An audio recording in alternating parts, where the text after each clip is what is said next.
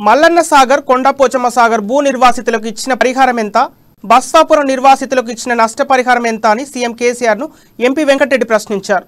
CM మంచి మనసుతో ఆలోచించి బస్వాపురం నిర్వాసితులకు 350 కోట్లు వెంటనే చెల్లించాలని వెంకటరెడ్డి డిమాండ్ చేశారు. బస్వాపురం ప్రాజెక్టు భూ బాధితుల సమస్యలను పరిష్కరించడం కోసం ఎంపీ వెంకటరెడ్డి బాధితులకు భరోసా కల్పించేందుకు బస్వాపురం ప్రాజెక్టు దగ్గర రిలే నిరాహార దీక్షలో పాల్గొన్నారు.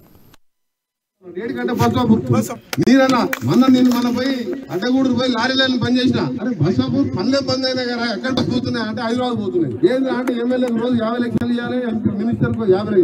మళ్ళీ ఎప్పుడైతే ఎస్ఐకి చెప్పిన ఒక్క లారీ తగలబడ్డామని చెప్పి ఆ ఊరోళ్ళకి చెప్తే 20 రోజులకి మొత్తం బంద్ అయ్యలేదు లారీ. అసలే పరకాల నీళ్లు లేవు, కాలువలు లేవు, బోరేస్తే నీళ్లు పడతలేవు, ఇసుక తీస్తే మొత్తం పోతాయి. వాళ్ళేమో ఆ దందాలో పడ్డది. అందుకని వాళ్ళ గురించి వీళ్ళ గురించి కాదు, మీ అందరికి మనస్ఫూర్తిగా చెప్తున్నా. నేను మొన్న 3-4 రోజుల కింద నేను ఏదైతే ఫోన్ లో మాట్లాడి చెప్పిన టైంకే వచ్చిన కలెక్టర్ గారు కూడా నాకు 3 రోజులు టైం ఇచ్చారు. ఈ లోటు చీఫ్ సెక్రటరీ వాళ్ళతో మాట్లాడుకుంటా మంగళవారం వచ్చేసరికి అన్ని మొత్తం కూడా పరిష్కారం చేస్తా అని చెప్పి